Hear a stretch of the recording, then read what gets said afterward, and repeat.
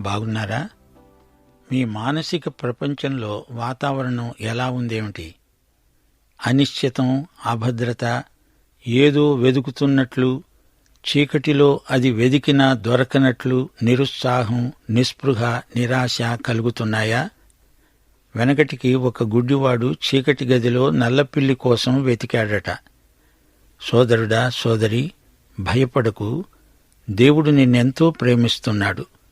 నీవంటే ఆయనకు ఎంతో శ్రద్ధ. చింత, ఆందోళన, సమస్యలను గురించిన కలవరం నీకెందుకు?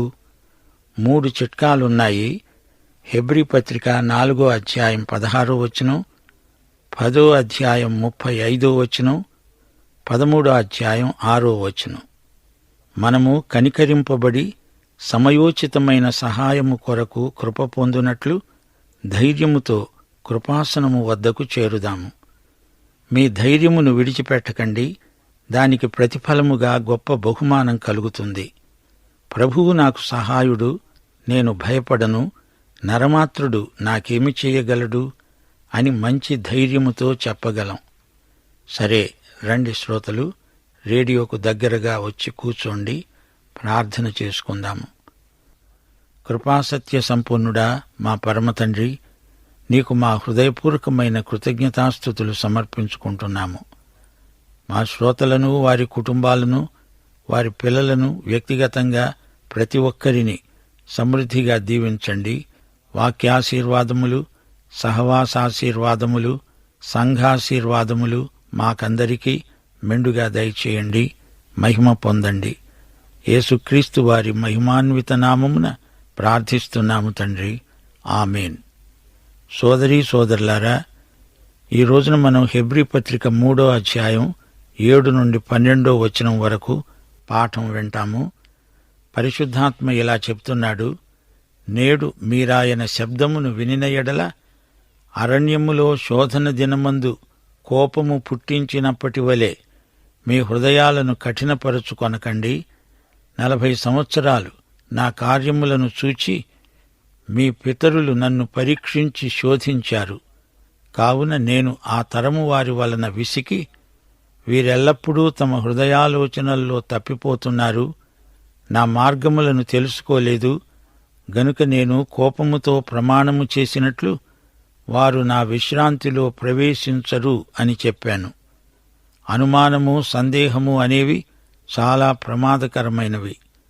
ప్రవక్తలు పలికారు, దేవదూతలు మాట్లాడారు, మోషే కూడా మాట్లాడాడు.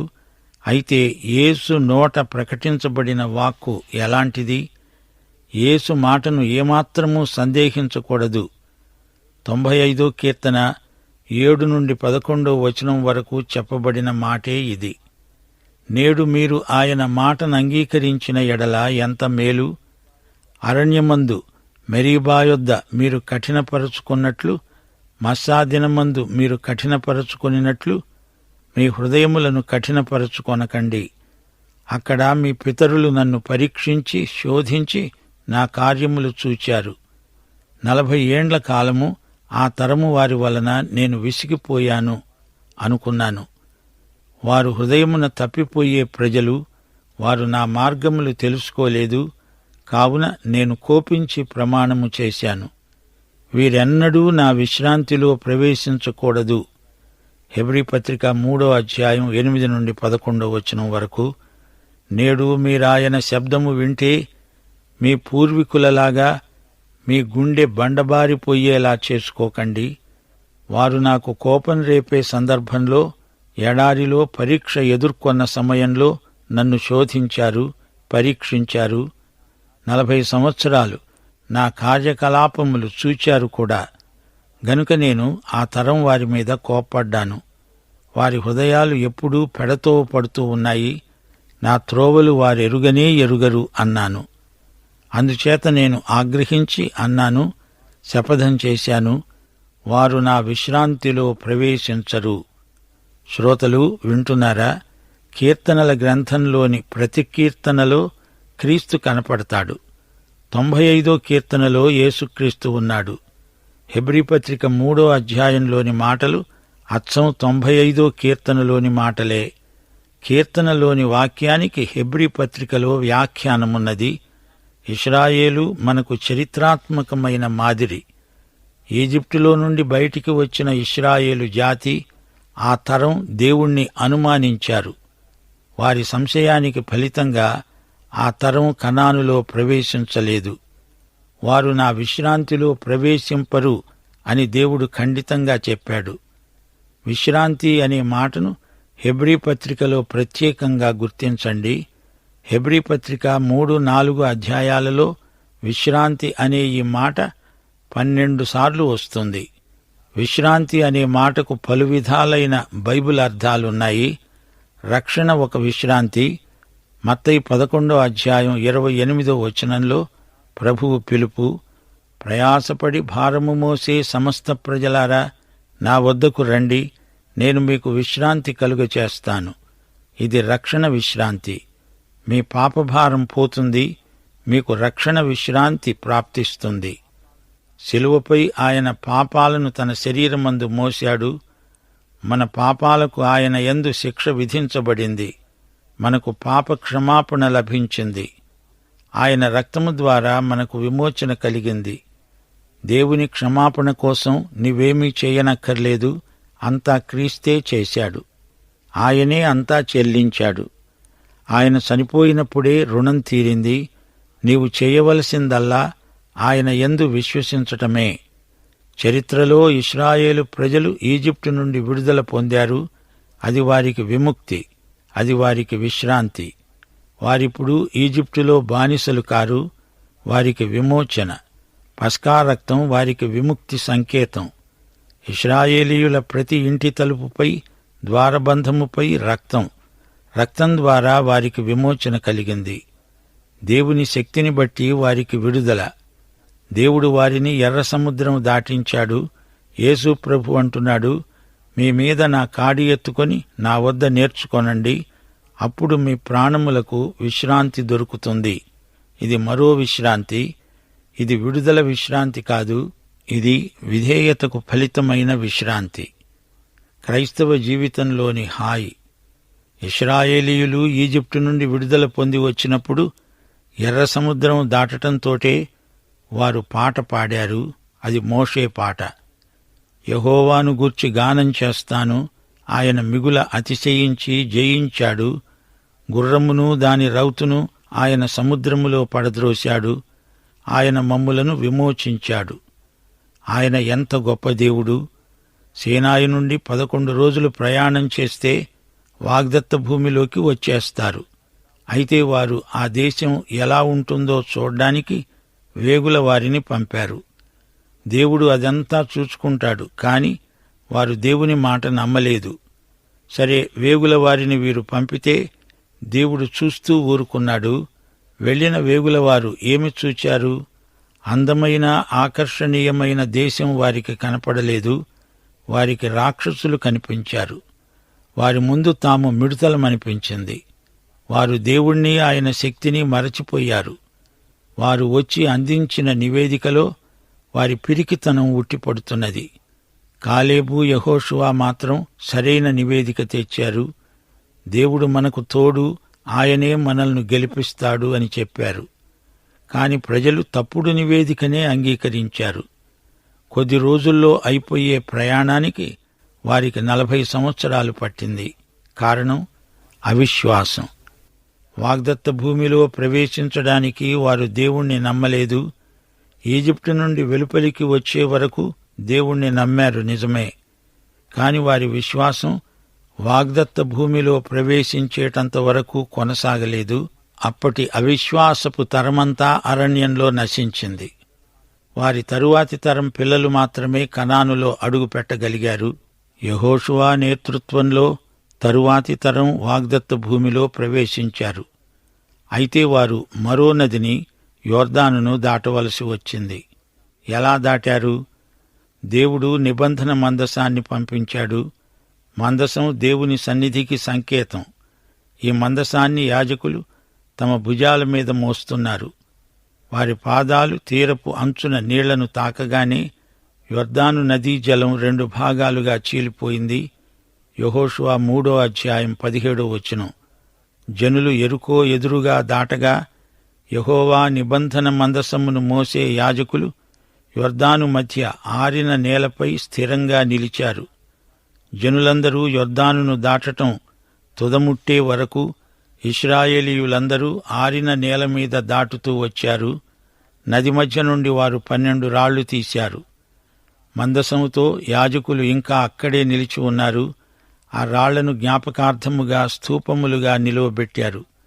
తిరిగి యొర్దాను ప్రవాహ జలములు వచ్చి ఆ రాళ్లను ముంచివేశాయి. అది యేసు మరణానికి సంకేతం. ఆ రాళ్లు అవతలి తీరాన నిలిపిన స్థలం, అది యేసు పునరుత్థానానికి సంకేతం. రోమాపత్రిక 6:4 పౌలు ఇదే సంగతి ప్రస్తావించాడు.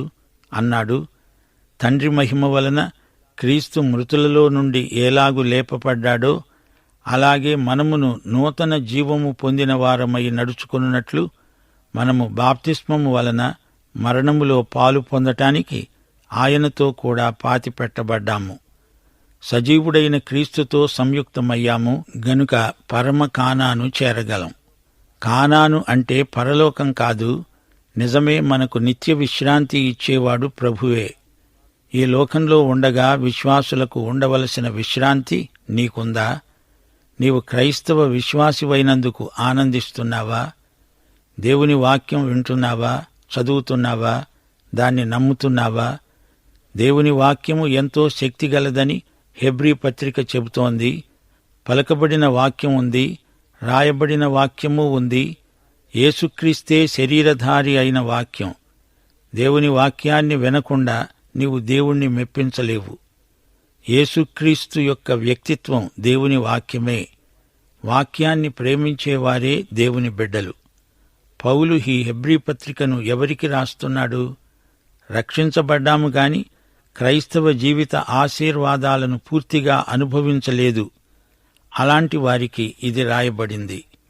వీరు దేవుణ్ణి, దేవుని మాటను సందేహిస్తున్నారు, పూర్తిగా నమ్మలేకపోతున్నారు. దానికి ఫలితంగా వీరు అరణ్యవాసం చేస్తున్నారు. అరణ్యంలోని అనుభవం వీరికి ప్రాప్తించింది. కావున నేను ఆ తరము వారి వలన విసికి అన్నాను, వీరు ఎల్లప్పుడూ తమ హృదయాలోచనల్లో తప్పిపోతున్నారు, నా మార్గములను తెలుసుకొనలేదు. వీరు తమ మనసులలో తప్పిపోయారా? కాదు, తమ హృదయాలలో తప్పిపోయారు. ఈజిప్టులో నుండి వచ్చివేసిన ఆ తరం ఇశ్రాయేలీయులను గురించి పౌలు తన తరంలోని హీబ్రూ క్రైస్తవులకు జ్ఞాపకం చేస్తున్నాడు. అలనాడు ఇశ్రాయేలీయులు చేసిన తప్పు మీరు చెయ్యకండి అని వారిని హెచ్చరిస్తున్నాడు. హృదయాలలో తప్పిపోయేరు, జాగ్రత్త. నాడు నేడు పరిశుద్ధాత్మ ఇదే మేలుకొలుపు మనకు కలిగిస్తున్నాడు. దేవుడంటున్నాడు, నేను కోపముతో ప్రమాణం చేశాను. దేవుడు ప్రమాణం చేయవలసిన అవసరం లేదుగాని ఆయన కోపగించి ప్రమాణపూర్వకంగా శపథం చేస్తున్నాడు. వారు నా విశ్రాంతిలో ప్రవేశింపరు అంటున్నాడు దేవుడు.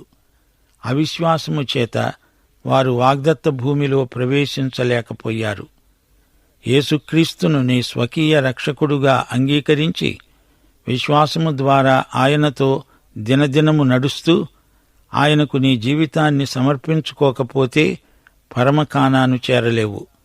అందలి ఆశీర్వాదాలన్నీ కోల్పోతావు. మన సంఘాలలో అరణ్య క్రైస్తవులు కొందరున్నారు. అరణ్యమంటే మరణ స్థలం. అరణ్యవాసులకు శాంతి ఉండదు, విశ్రాంతి ఉండదు. అరణ్యంలో చిక్కుబడిపోయిన వ్యక్తికి గమ్యమేదో తెలియదు. అరణ్యంలో తిరుగాడే ఇశ్రాయేలీయులతో ప్రభు అన్నాడు, మీరు విశ్రాంతి అంటే ఏమిటో తెలియకుండా ఉన్నారు. ఈ రోజున కూడా చాలామంది విశ్వాసులకు విశ్రాంతి అంటే ఏమిటో అర్థం కాకుండా పోతోంది. విశ్వాసులలో అల్ప విశ్వాసులు, అవిశ్వాసులు కొందరున్నారు. అందుచేత వీరు విశ్రాంతిలో ప్రవేశింపలేరు. 12వ సహోదరులారా, జీవము గల దేవుణ్ణి విడిచిపోవునట్టి విశ్వాసము లేని దుష్టహృదయము మీలో ఎవనియందైనా ఒకవేళ ఉంటుందేమో అని జాగ్రత్తగా చూచుకోండి. ఈ వచనం విశ్వాసులకు కూడా వర్తిస్తుంది. దేవుడు వారి పాపాన్ని బట్టి కోపగిస్తున్నాడు. ఇంతకు వీరి పాపమేమిటి? హత్యనా, దొంగతనమా, అబద్ధమా? ఇవేవీ కావు. వారు దేవుణ్ణి నమ్మలేదు, అనుమానించారు. అదే వారి పాపం. సోదరీ సోదరులారా, వింటున్నారా? పాత నిబంధన లేఖనాలను కొత్త నిబంధన కాలానికి పౌలు ఏ విధంగా అన్వయించాడో గమనించండి.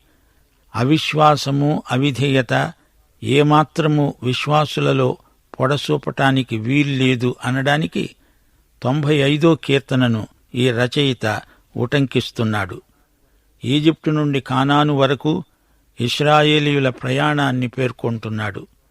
రెఫిదీము అనే చోట ఇశ్రాయేలీయుల అవిశ్వాసం, దేవుణ్ణి గురించి, దేవుని సేవకుడైన మోషేను గురించి వారు సణిగారు. నీళ్లు లేవని గొడవ చేశారు. ఆ స్థలానికి మస్సా అని పేరు. మస్సా అంటే శోధన, మెరీబా అంటే వివాదం. మరో స్థలం కాదేషు. ప్రజలు మళ్లీ సణగసాగారు. దేవుడు అద్భుతంగా వారికి నీరు సరఫరా చేశాడు. వారి హృదయం కఠినమైంది. దేవుని మంచితనం వారిని పశ్చాత్తాపానికి నడిపించలేకపోయింది. వారు దేవుణ్ణి శోధించారు. హృదయాలను వారెంతో కఠినం చేసుకున్నారు. అలనాటి ఇశ్రాయేలు వారి తరం అలాంటిది. వారు దేవుణ్ణి శోధించారు. యేసు ప్రభువు యెరూషలేమును గురించి ఎంతో ఏడ్చాడు. నీవు నీ దినమందైనా సమాధాన సంబంధమైన సంగతులను తెలుసుకొనిన ఎడల నీకెంతో మేలు. గాని ఇప్పుడవి నీ కన్నులకు మరుగు చేయబడి ఉన్నవి. ఆ తరం ఇశ్రాయేలీయులకు శిక్ష. వారు కనానులో ప్రవేశించరు. విధేయులు, విశ్వాసులు మాత్రమే అందులో ప్రవేశిస్తారు. ఇశ్రాయేలీయులు 40 సంవత్సరాలు అరణ్యంలో తిరుగాడారు. ప్రభువు శిలువవేత మొదలుకొని యెరూషలేము నాశనం వరకు సరిగ్గా 40 సంవత్సరాలు గడిచాయి. దేవాలయం ధ్వంసమైంది, బలులాగిపోయాయి, యూదులు చెదరిపోయారు. చరిత్ర పాఠం ఇదే. అవిశ్వాసం, అవిధేయత వల్ల వీరు విశ్రాంతిలో ప్రవేశించరు. ఈ పాఠంలో విశ్వాసము లేని దుష్ట హృదయం పేర్కొనబడింది. అట్టి హృదయము గలవారు జీవము గల దేవునికి దూరమైపోతారు. ప్రతి ఒక్కరూ ఈ విషయంలో ఆత్మ పరీక్ష చేసుకోవాలి. బలమైన విశ్వాసము నుండి పడిపోయి అవమానకరమైన విమత సిద్ధాంతముల విషవలయంలో చిక్కుకున్నారు. బయటికి బాగానే ఉన్నట్లు కనపడతారు, కాని హృదయంలో సజీవ దేవుని యందు విశ్వాసం లేదు. విశ్వాసుల హృదయాలు ఎప్పటికప్పుడు నూతనపరచబడుతూ ఉండాలి. హృదయములో దుష్టత్వము, స్వార్థము, లౌకిక వాంఛలు, ఈ బలహీనతలను పోగొట్టుకోవాలి. అవిశ్వాసమే పాపం. హృదయాన్ని ప్రభువు వైపునకు మరల్చుకోవాలి.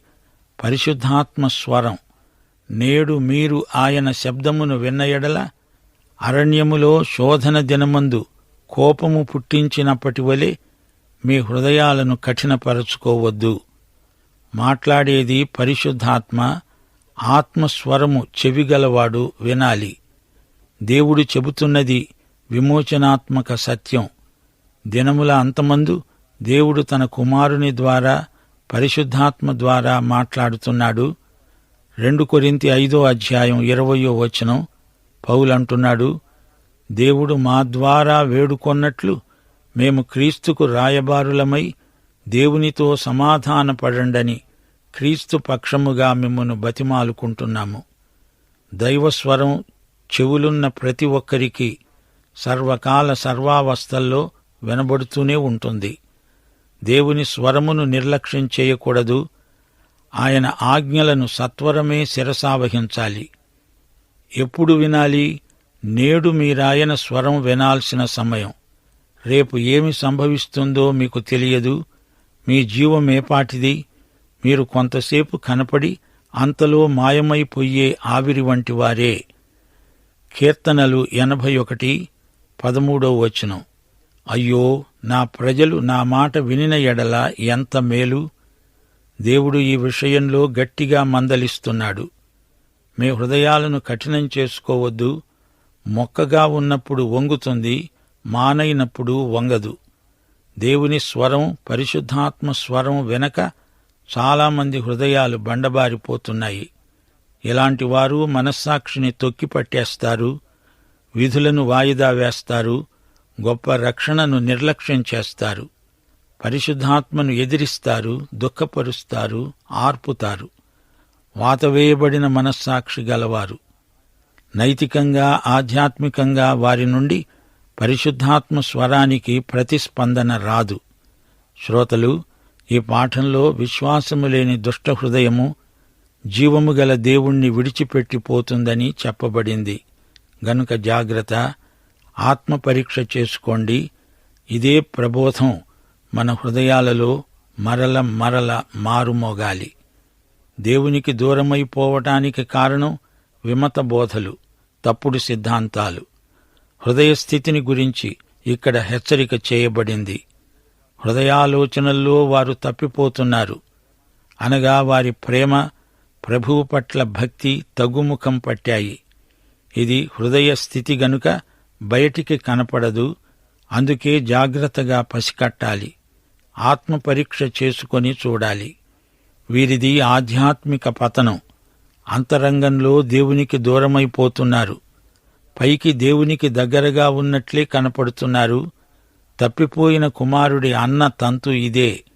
తండ్రి దగ్గరే ఉన్నట్లు ఉండి తండ్రికి దూరమైపోయాడు. హృదయ భ్రష్టుడు. ఇది నైతిక భ్రష్టత్వం. హృదయం దేవునికి దూరదూరంగా ఎక్కడో అరణ్యంలో తిరుగాడుతోంది. దేవుడు యేసును మృతులలో నుండి లేపాడని నీ హృదయమందు విశ్వసించిన ఎడల నీవు రక్షించబడతావు. నీతి కలుగునట్లు మనుష్యుడు హృదయములో విశ్వసిస్తాడు. విశ్వాసహీనమైన దుష్ట హృదయం ఎప్పటికైనా ప్రమాదమే, విషాదమే. జీవము గల దేవునికి దగ్గరగా రానివాడు దూరమైపోతున్నట్లే. ఆత్మ క్షీణిస్తుంది. అవిశ్వాసం వల్ల వీరు దేవుని విశ్రాంతిలో ప్రవేశించలేకపోతున్నారు. పాపక్షమాపణ, విశ్రాంతి, ఆనందం, ఆదరణ, అంతఃకరణ అన్నీ అడుగంటిపోతాయి. విశ్వాసము లేనిదే ఆత్మయందు ప్రభువుతో సంయుక్తపరచబడడం అసాధ్యం. సత్యం, పవిత్రత, ప్రేమ, నీతి, భక్తి, నైతిక కృషి, అభివృద్ధి అన్నీ పూర్తిగా అంతరించిపోతాయి. జాగ్రత్త. విశ్వాసులారా, అప్రమత్తులు కండి, మేలుకొనండి. మెలకువగా ఉండి ప్రార్థన చెయ్యండి. విశ్వాసమందు, ప్రేమయందు అభివృద్ధి పొంది వర్ధిల్లండి. ప్రియులారా, దేవుని సన్నిధిలో మీ హృదయాలను సరిగా పరిశుద్ధంగా ఉంచుకోండి. హృదయాన్ని కాపాడుకోండి. సామెతలు 4:23 ఈ పాఠం ముగిస్తాము. నీ హృదయములో నుండి జీవధారలు బయలుదేరుతాయి. కాబట్టి అన్నిటికంటే ముఖ్యముగా నీ హృదయాన్ని భద్రంగా కాపాడుకో. పాఠం ఇంతటితో సమాప్తం. ప్రభు అయిన యేసుక్రీస్తు వారి కృప, తండ్రి అయిన దేవుని ప్రేమ, పరిశుద్ధాత్మ యొక్క అన్యోన్య సహవాసము మనకందరికీ సదాకాలము తోడై ఉండునుగాక. ఆమేన్.